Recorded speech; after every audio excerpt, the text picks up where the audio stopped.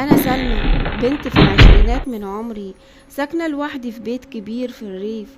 دايما كنت بحس بجوايا خوف شوية، لكن ما كنتش بفكر فيه كتير.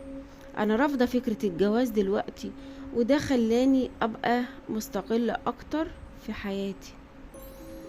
السلام عليكم، أهلا بيكم في قناتي قصص رعب. في يوم من الأيام وأنا قاعدة في البيت بتاعي، بدأت أحس بحاجات غريبة بتحصل. الأبواب بتفتح وتقفل لوحدها، والأصوات بتسمع بالليل.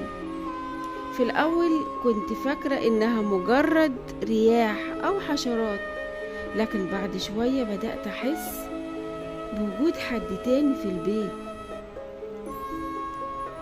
كنت بقعد بالليل وأسمع أصوات غريبة جاية من الحمام أو المطبخ. مرة وأنا نايمة حسيت بحد بيقعد جنبي على السرير. فتحت عيني ولقيت رجل عجوز لابس جلابية بيضة، ووجهه ملامحه مرعبة. صرخت بعلو صوتي، لكنه ما كانش بيتحرك. كان بيبصلي بنظرة غريبة، وكأنه بيحذرني في حاجة. بعدها بدأت أشوف في كل حتة في البيت. كان بيظهر لي في المراية وفي الشارع، حتى في الأحلام كنت بحس بالخوف الشديد ومش عارفة أعمل إيه. حاولت أتكلم معاه لكنه ما كانش برد، كان بس بيبصلي بنفس النظرة الغريبة دي. في يوم قررت أعمل بحث عن البيت بتاعي وعن تاريخه. لقيت إن البيت ده كان ملك لواحد اسمه عبد الله، وكان معروف عنه إنه كان ساحر. عبد الله كان ليه عفريت بيشتغل عنده، وكان بيخدمه في حاجات كتيرة، لكن العفريت ده كان ليه طموحات أكبر، وعبد الله كان بيتعبه جامد. قرر ينتقم منه. بعد ما قرأت كل ده بدأت أفهم ليه العفريت ده بيظهر لي. يمكن يكون البيت بتاعي هو المكان اللي كان عبد الله بيقيم فيه طقوس، لكن إزاي أقدر أبعد العفريت ده عني؟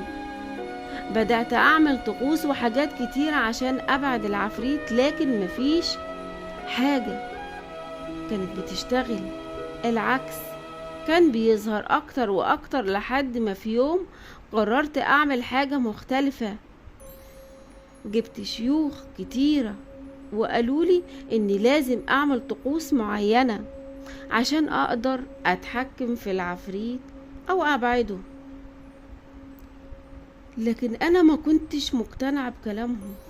فكرت إني أتعامل مع العفريت بطريقة مختلفة.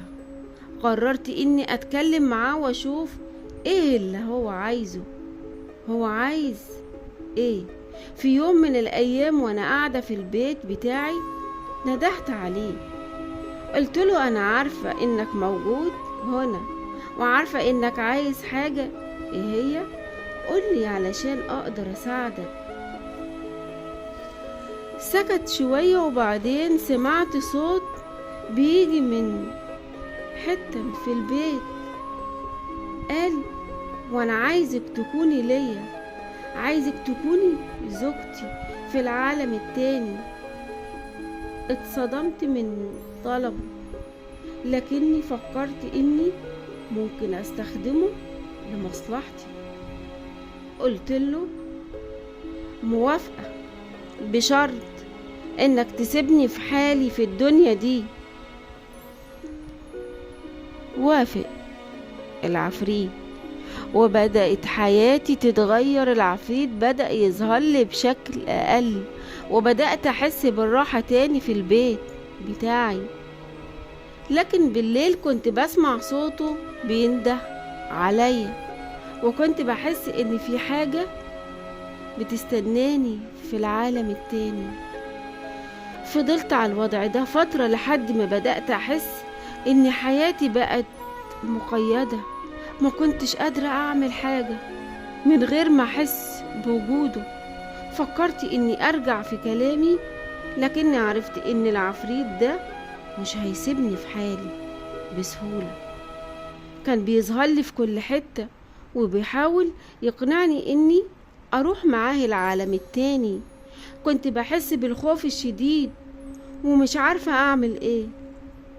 في يوم من الأيام قررت إني أعمل حاجة أخيرة عشان أبعد العفريت ده عني.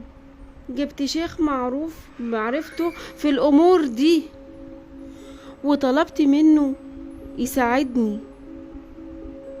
الشيخ ده قال لي إني لازم أعمل طقوس معينة عشان أقدر أتحكم في العفريت أو أبعده.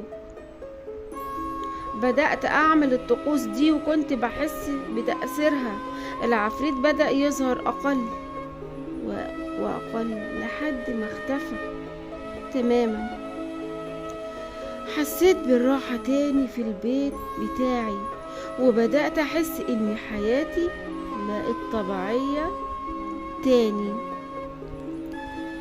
لكن بعد فترة بدأت أحس بحاجات غريبة بتحصل تاني. الأبواب بتفتح وتقفل لوحدها، والأصوات بتسمع بالليل. عرفت إن العفريت رجع تاني، وإن الطقوس اللي عملتها ما كانتش كافية.